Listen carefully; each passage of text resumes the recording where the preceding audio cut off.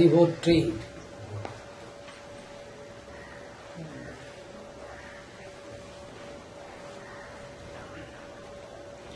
அக்காலத்தில் இவ்வுலகை அளந்தாய் அளந்து கொண்டவனே,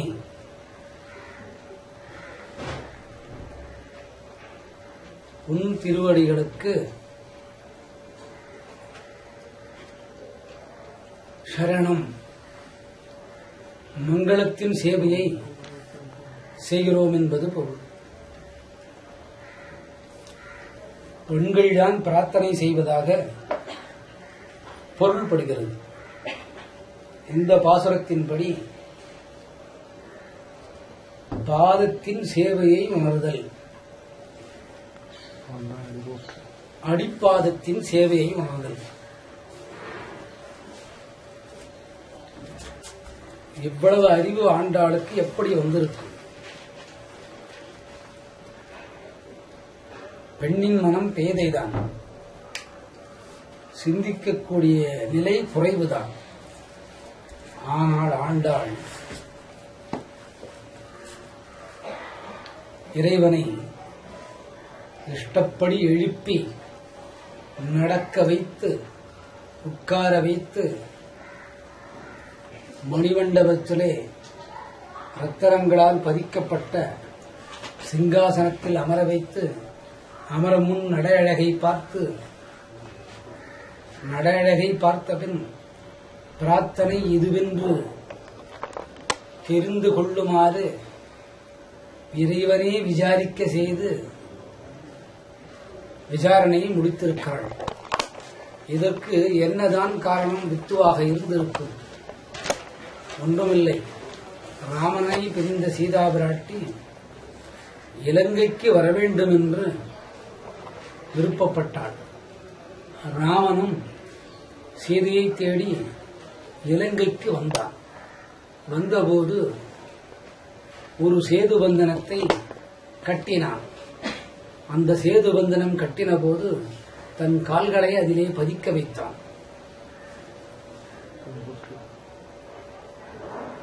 அதனுடைய தத்துவப்படியே என்னவோ இந்த பாசுரத்தின் முதல் வரியை அன்றும் உலகம் அளந்தாய் அடிபோற்றி, அன்றிவ்வுலகம் அளந்தாய் அடிபோற்றி என்று வர்ணித்திருக்கிறார். ஆக உலகத்தை பற்றி அறிவை விட அவன் அளந்ததை அளவை விட அவனே அளந்து கொண்ட அறிவை விட அளந்த அந்த பாதத்தின் அடிப்பகுதியை உணர வைப்பதாக பொருள்படுகின்றது.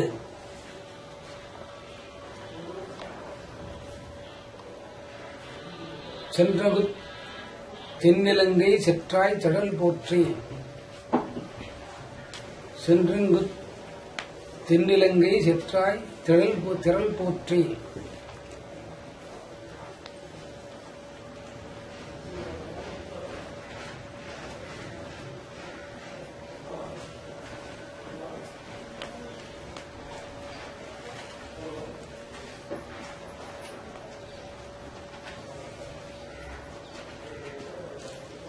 அழகிய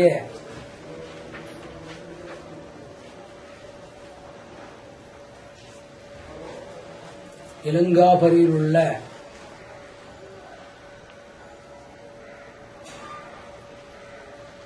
சீதையை மீட்க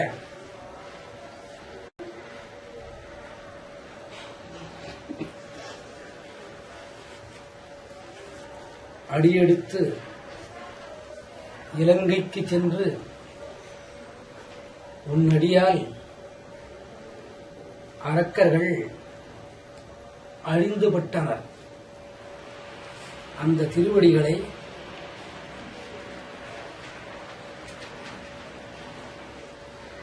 போற்றி, அந்த திருவடிகளின் சக்தியானது போற்றி, அந்த திருவடிகளின் தெய்வீகத்தன்மை போற்றி, அந்த திருவடிகளின் சாமர்த்தியத்தை போற்றி அந்த திருவடிகளுக்கே மங்களம் உண்டாகுமாறு போற்றப்படுகிறது. திரள் போற்றி.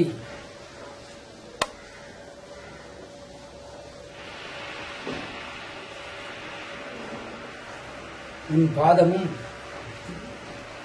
திருத்தோளும் மங்களம் உண்டாக பாடுகிறாள்.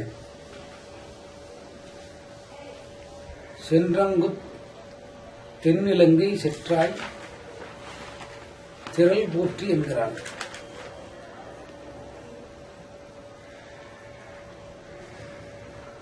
வாமன அவதாரத்திலே வாமனனாக இருந்து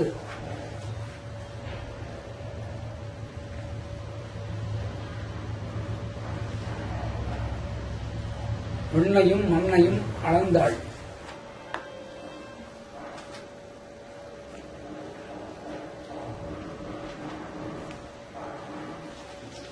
எப்படி அளந்திருப்பாள் என்பதை இங்கே ஆண்டாள் ஆராய்கிறாள்.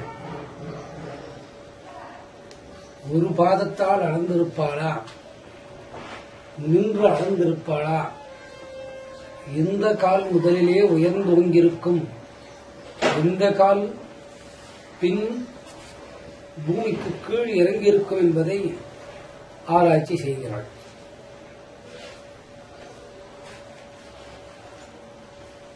அப்படியானால் பூமிக்கு மேல்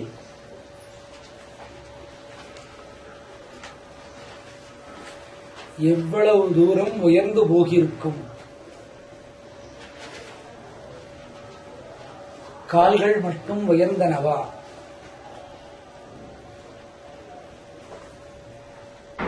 கால் பொருத்தப்பட்ட பகுதி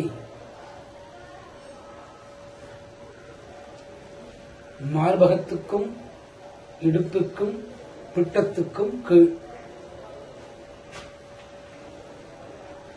கால் எப்படி வளர்ந்திருக்கும்?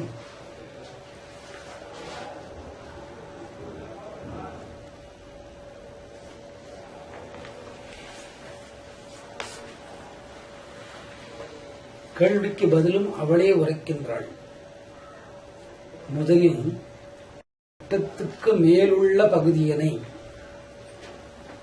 உயர வளர்த்து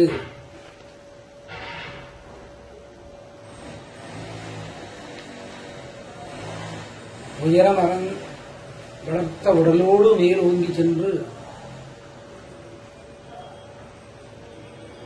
வலங்கலந்த பெருமானின் உருவச் சிற்பத்தை கோயிலில் தரிசிக்க வேண்டும். பிட்டத்துக்கு மேல் கழுத்து வரை உள்ள பகுதி அகண்டு நிகண்டு மேலாக உயரமாக இருப்பது போல் இருக்கும். அதற்கு பின் வலது பெரிய திருவடிகளால் பூமியை அளந்து அந்த அளவினை கையில் எடுத்துக்கொண்டு பூமியை அளந்து முடிந்தாகிவிட்டது. பின் இடது பெரிய திருவடியால் மேலுலகங்களை அளந்து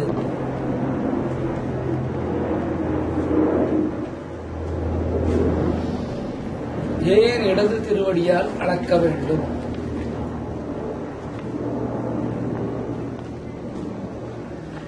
அங்கேதான் லட்சுமி பிடித்து விட்டாலே கால். காரணம் என்னவாக இருக்கும்? அதிலே பத்ம ரேகையும் இருந்தது,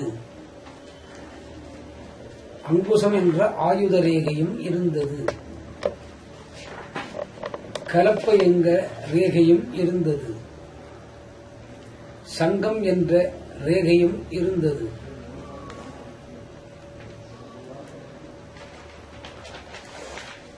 கல்பகம் ரேகை இருந்தது,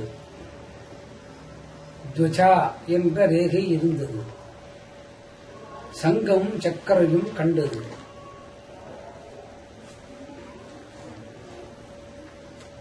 அதனால் இடது பாதத்திலே பூமியை அளந்திருக்கக்கூடும். ஆகவே இரு அடிகளாக அளந்து விட்டாள்.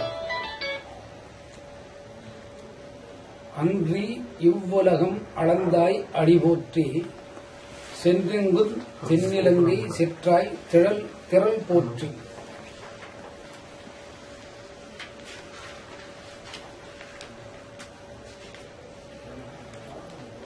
இந்த திருவிடைகளை வணங்குகிறோம். பொன்ற சகட முதைத்தாய் புகழ் போற்றி. இந்த பாசுரத்திலே முன் பாசுரத்தின் தத்துவ விசாரம் உண்டு. இறைவன் எழுந்து விட்டான், நடந்து வந்தாகிவிட்டது, நடந்து வந்து மணிமண்டபத்தை அடைந்தாகிவிட்டது, மணிமண்டபத்தை அடைந்து சிங்காசனத்தில் வீற்றாகிவிட்டது. அகமுத கோரத்திலே விசாரணை துவக்கியது. விசாரணை துவக்கிய பின் ஒவ்வொரு கோபியர்களை அழைக்கும் போது ஒவ்வொரு கோபியரும் இறைவனின் பாதத்தை போற்றி போற்றி என்று பாடுகின்றார்கள்.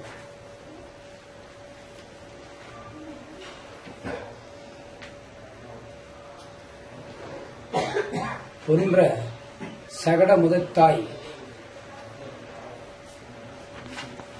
சகடாசுரனை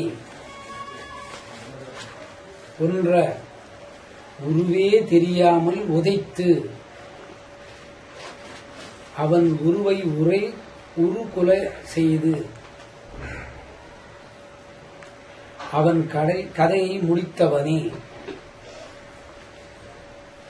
புகழ் போற்றி. உன்னுடைய புகழுக்கே குறையாத மங்களம் பெருகுக என்பது பொருள்.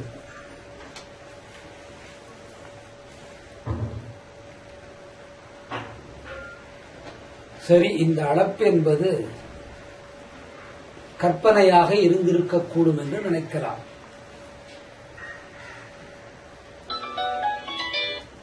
கற்பனை ஏதும் இல்லை.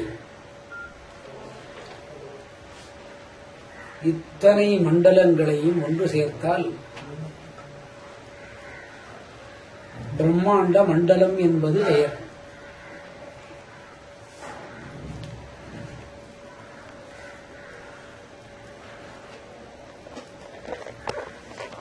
அந்த பிரம்மாண்ட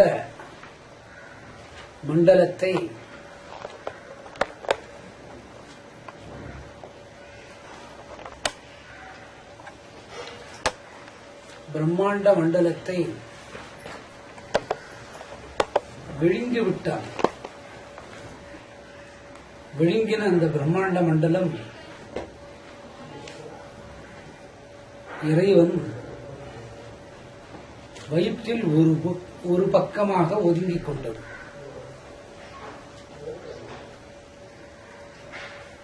அவதாரம் முடித்து துவங்கும் போது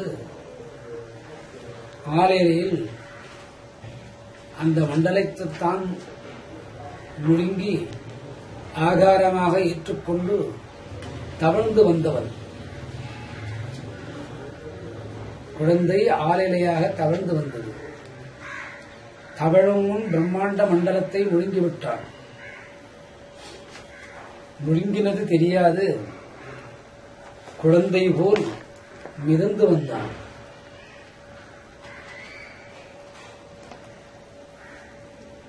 பிரளயத்தில் இதுபோன்ற நிகழ்வுகள் சாதாரணமாக நடக்கும்.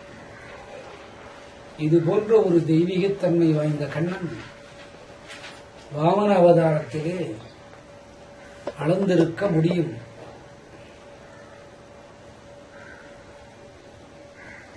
ஆகவே அவன் பாதத்திற்கு போற்றி போற்றி என்பது 24வது பாசுரத்திலே 23வது பாசுரத்தின் சாயலிலே வருகிறது. அமர்ந்த இறைவனின் 23வது பாசுரத்திலே மணிரத்னங்கள் பதித்த சிங்கமுக கால்களும் கைப்பிடிகளும் உள்ள சிம்மாசனத்திலே உட்கார்ந்தவன் அந்த பாதுகையை போற்றி என்பது போல் 23க்கும் 24க்கும் பொருள்படும்படியாக அமைந்திருக்கிறார். கன்று குணில வெறித்தாய் கடல் போற்றி. கன்று குணிலா வெறிந்தாய் கடல் போற்றி.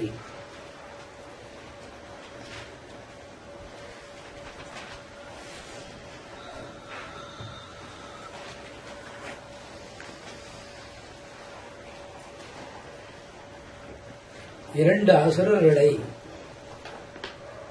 கன்றின் உருவில் வந்த வத்சாசூரன்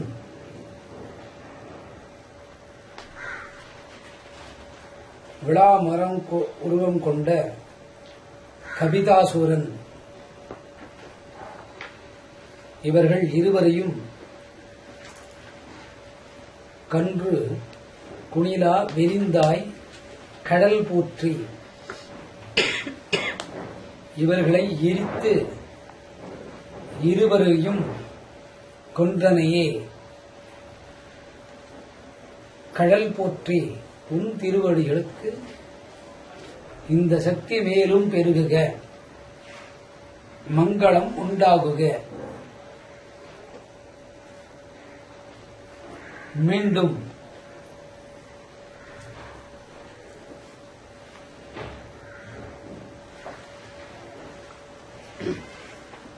இந்த பிரம்மாண்ட மண்டலம் சிருஷ்டி காலம் வந்தவுடனே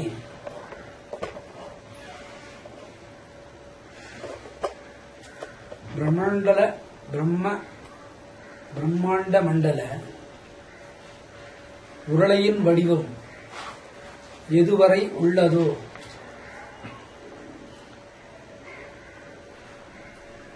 அதையும்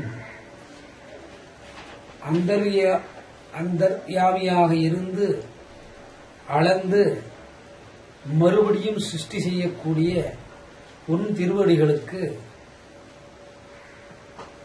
பல பல்லாண்டுகளாக உங்கள் அடியனை போற்றிப் பாடுகிறோம். நாங்களும் உன்னோடு பல்லாண்டு காலம் வைகுந்தத்திலே இருக்கும்படி செய்ய வேண்டும்.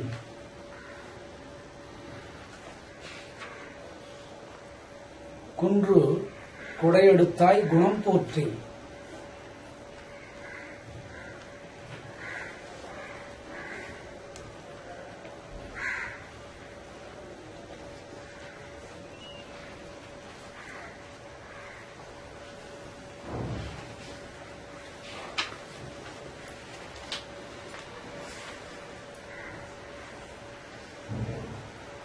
குன்று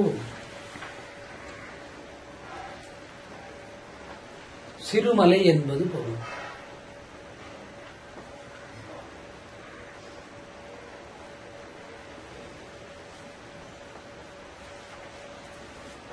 ஆனால் இந்த குன்றிலே 10 முதல் 15 லட்சம் 10 முதல் 15 லட்சம் பசுக்களை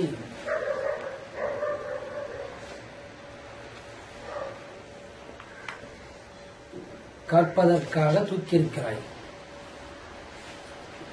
ஆனால் இதற்கு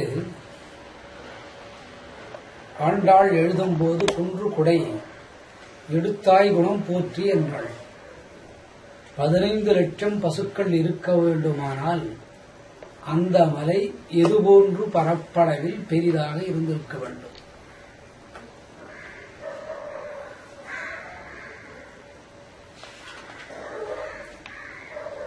சரி, அது போகட்டும். இத்தனை நாட்கள் மழை பொழிந்தது. மழை பொழிந்து மேகமூட்டங்களின் அட்டகாசமும் மின்னலின் தாக்குதலும் 7 நாட்கள் இருந்தது. அப்போது இந்த பசுக்கன்றுகளோடு சேர்த்து கோபாலர்களும், கோபாலர்கள் என்பது இங்கே கோபியர், குழந்தை, கோபர்கள் என்பது பொருள். இவ்வனைவருக்கும் ஆதாரமாகவும் நீயே இருந்திருக்கின்றாய். ஆகவே குன்று குடையாய் எடுத்தாய் குணம் போற்றி.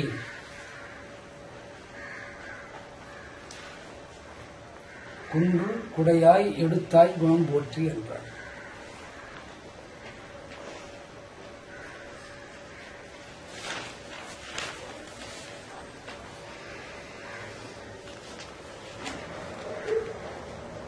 சரி, ஆகாரமாக இருந்திருக்கலாம் கோபர்களுக்கும், கோபியர்களுக்கும், கோபாலர்களுக்கும். பசுக்களுக்கு என்ன நேர்ந்தது? அதுகள் நான்காவது இனத்தை, நான்காவது அறிவினத்தை சேர்ந்தது. சாப்பிடும் பொருளோ புல் ஓரினத்தை சேர்ந்தது. இந்த ஓரினம் புல் கூட இறைவனின் பாதுகையும் சுண்டு விரலையும் தரிசிக்க அங்கே வந்து சேர்ந்தது. சேர்ந்தவுடன் இந்த புல்கட்டுக்கள் இறைவனிடம் பிரார்த்தனை செய்து கொண்டன. இந்த கோக்களுக்கு நாங்கள் ஆகாரம் ஆக வேண்டும் என்று.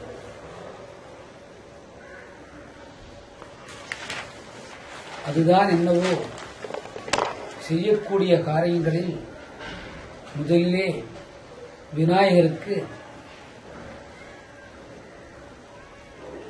இதை புஷ்பாஞ்சலியாகவே அமைக்கிறார்கள்.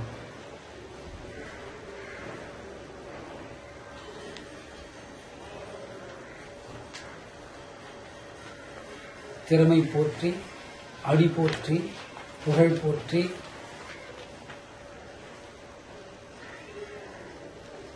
உன் திருவடியில் ஏற்பட்ட மங்களத்தின் புகழ்கள் போற்றி என்று பாடினாள். எங்கே குன்று குடையாய் எடுத்தாய் குணம் போற்றி என்றும் பாடிவிட்டாள். வென்று பகை கொடுக்கும் நின் கையில் வேல் போற்றி.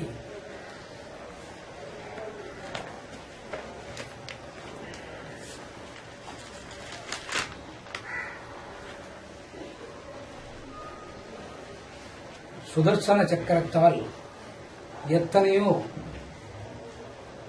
அசுரர்களையும் ராட்சசர்களையும் அடித்திருக்கிறான்.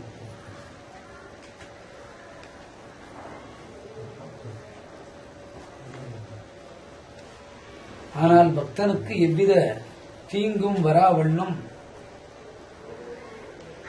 உன் திருக்கையிலே சுதர்சன சக்கரத்தை ஏந்திக் கொண்டு காப்பாற்றியும் இருக்கிறாய், காப்பாற்றிக் கொண்டும் இருக்கிறாய். சுதர்சனன் என்பது ஒரு பக்தனின் பெயர்.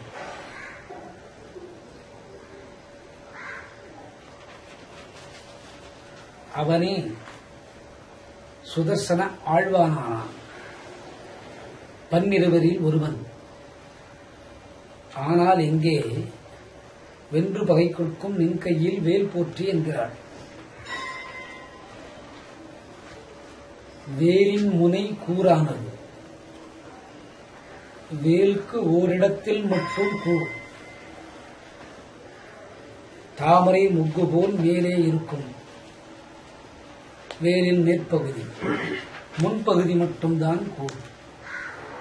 சக்கர ஆயுதத்திலே பல் சக்கரங்கள் அனைத்தும் கூர்மை. அதை ஆண்டாள் வேலோடு ஒப்பிடுகிறாள். வென்று பகை கொடுக்கும் நின் கையில் வேல் போற்றி. அந்த ஆயுதங்களையும் போற்றுகிறாள். அந்த ஆயுதங்களுக்கும் மங்களம். பாதுகைக்கு போற்றி, குணத்திற்கு போற்றி, திருமைக்கு போற்றி,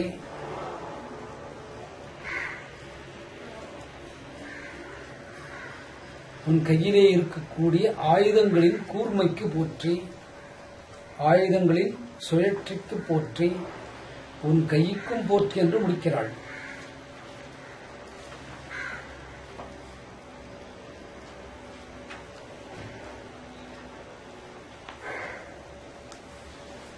சரி, ஒருபோது கிருஷ்ணன் பாரிஜாத மரல் பறிக்கச் சென்றான்.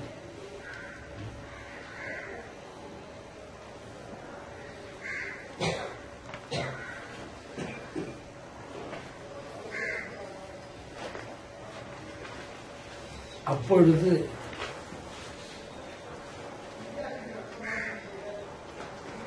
தேவர்களுக்கே சேனாதிபதியான முருகன் கையில் இருக்கக்கூடிய வேலை எடுத்துக்கொண்டு இந்த பாரிஜாத மலரை பறிப்பதற்காக போனான். அப்பொழுது வேல் தேவைப்பட்டிருக்கிறான். சரி, கீதையில் பகர்கின்றான், சேனைகளையே நான் முருகன் என்றான். அவனே முருகன் என்றும் போது இங்கே வேறெனும் நிலையை சுதர்சன ஆழ்வானை குறிப்பிடுகிறது. அவனுடைய பக்தியை குறிப்பிடுகிறது. என்றென்றும் சேவகமே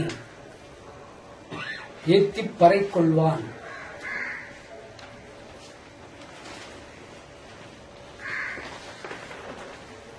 இதுபோன்ற உன்னுடைய வெற்றி செயல்களை என்றென்றும் இதுபோல என்றென்றும் என்றென்றும் சேவகமே உன் வீரச் செயல்களை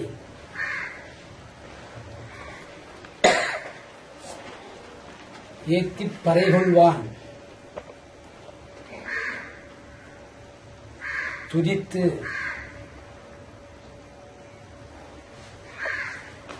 இறைவனின் பாதங்களையும் குணங்களையும் செயல்களையும் போற்றி அனுபவித்ததற்காக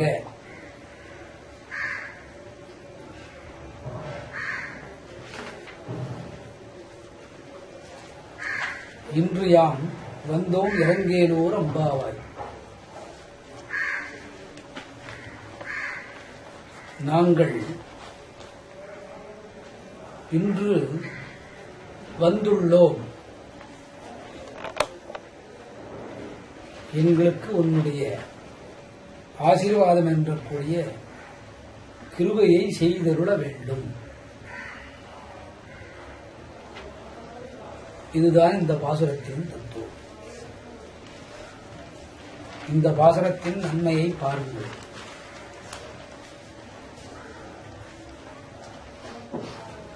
பிதர்களால் ஏற்பட்ட கர்மவினை பந்தங்கள் போகும்.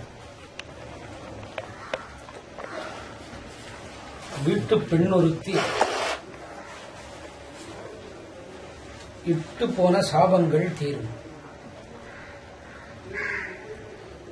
வரவேண்டிய சொத்து சம்பந்தமான வழக்குகள் போகும். அந்த வழக்கிலே வெற்றி அடைந்து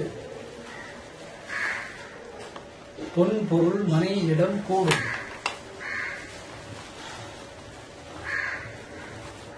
அன்றி உலகம், இங்கே மனிதனுக்கு அன்றி உலகம் என்பது அவன் வசிக்கக்கூடிய மனை, சொத்து, வாகனம் இதுகள் வரும். குணத்திலே பேதமையான பெண்களின் அறிவுத்திறன் வளரும். பித்து, பிசாசி, சூன்யம், பைத்தியம் போன்ற நிலைகள் இருக்கக்கூடிய வியாதிகள் பெண்களை அண்டாது. இருப்பின் விலகும். உள்பாதத்தில் வெடிப்பு, உள்பாத சொரிசிறங்கு, கை அரித்தல், கால் அரிப்புகள். கை கால் அரிப்பின் 2 வகை நிலைகள் உண்டு.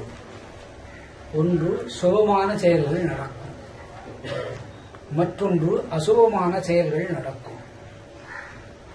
ஒன்று பணம் செலவாகும், திரும்ப வராது, அசுபம். மற்றொன்று பணம் நிறைய செல்வம் கைக்கு கிடைக்கும். கிடைத்த பணத்தின் வழியாக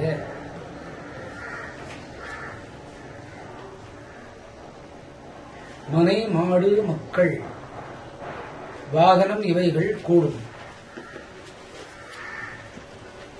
ஒரு குடும்பத்திலே ஒரு பெண்ணால் ஏற்படக்கூடிய இகழ்ச்சி நிலைகள் மாறி குணத்தின் மேன்மை அடைந்து அந்த குடும்பத்தின் புகழ் ஓங்கி நிற்கும். ஆயுதங்களாலும்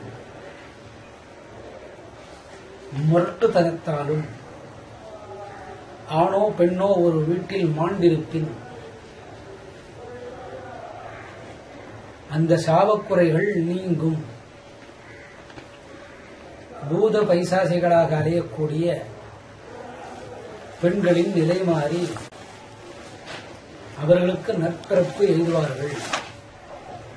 இந்த பாசுரத்தின் மகத்துவம். மேற்படி திதி கொடுக்க முடியாத பிதிர்பிண்ட கடனை அடைந்தவர்கள் இந்த பாசுரமதையை வாசிக்குங்கால் அக்குறை நீங்கும்.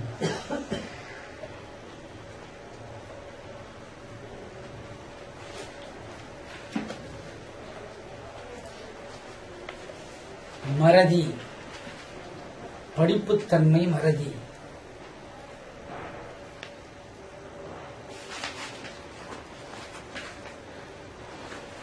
நாற்பது வருடங்களாக சேர்த்து வைத்த பொருட்களை இழத்தல், இதுகள் அனைத்தும் வந்து சேரும். மறதி விலகி உணரும் தன்மை, மெய்யறிவு வளரும். மெய்யறிவு என்பது ஞானம். பகைவர்கள் கூட தன்னை மன்னிக்கும்படி கூறுவர். அரசியல், மருத்துவம், வழக்கறிஞர், ஆசிரியர் பணிகள் இவைகள் சிறப்பாக அமையும். பித்தான பெண்களுக்கு மருத்துவர் அளிக்கக்கூடிய மருத்துவ மருந்துகள் கூடி குறை நீங்கும். ஞான விசாரம் செய்யக்கூடிய ஆன்மீக அன்பர்களுக்கு இறையருள் கிடைக்கும்.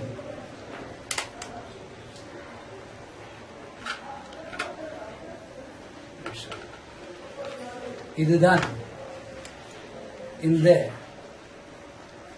24ஆம் பாசுரம்.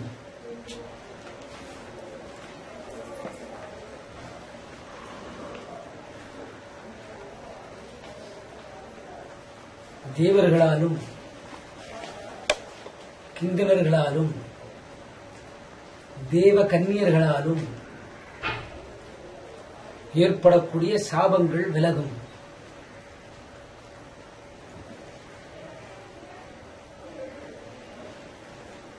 பொய்யுரைத்து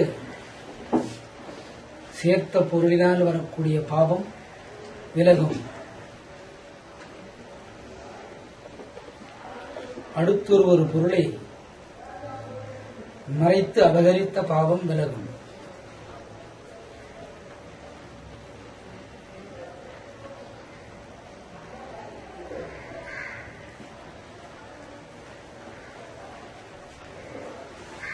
குறி சொல்லி களை இழந்த குடும்பங்கள் சீராகும். காளியின் சாபம் பெற்ற அக்குடும்பம் சீரடைந்து மேன்மையாகும்.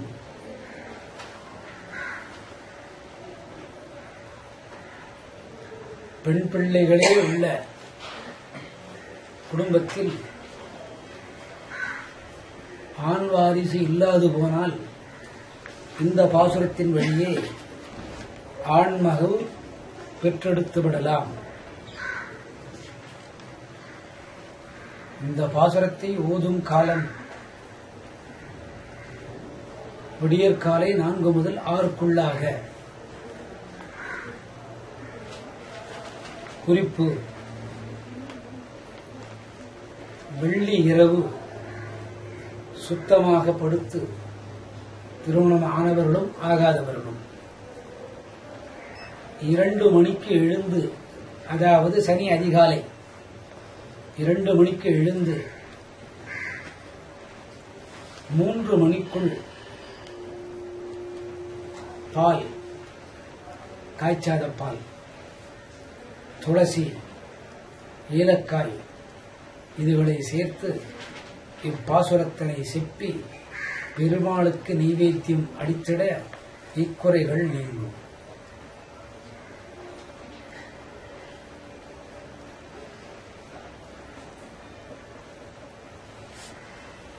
இக்குறைகள் நீங்கும்.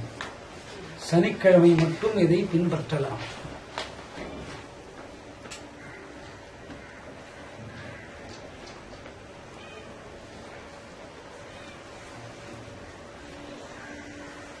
இது முக்கியமான விஷயம். மாதத்தில் ஒரு முறை செய்யலாம்.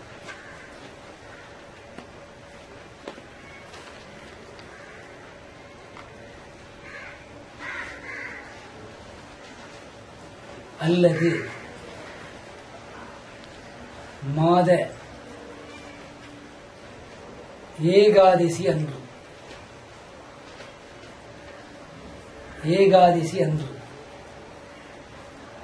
இதை 2 மணி அளவில் வாசிக்கலாம். வீட்டிற்குள்ளே வாசிப்பதே விசேஷம்.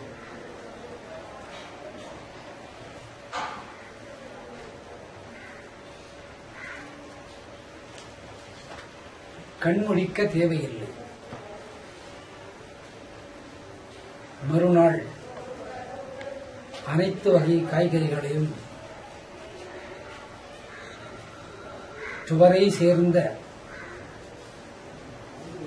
துவரை ஐயங்கார் துவரை சேர்ந்த பருப்போடு சமையல் செய்து வெண் பச்சரிசியினால் அமுது படைத்து மறுநாள் காலை ஆரத்தி செய்து உண்ணலாம். ஏகாதசி துவாதசி தெரியாதவர்கள் மாதம் ஒரு பௌர்ணமியில் செய்யலாம். 2 பௌர்ணமி வரும் மாதம் தவிர்க்கப்பட வேண்டியது. 2 பௌர்ணமி 2 அமாவாசை வரையும் அதை மலமாதம் என்பார்கள். 2 பௌர்ணமியில் செய்தாலும் கூட குற்றம் ஏதும் இல்லை. மலமாதம் என்பதால் விருத்தி குறைவு, செய்தாலும் குறையில்லை, இறைவன் ஏற்றுக்கொள்வார்.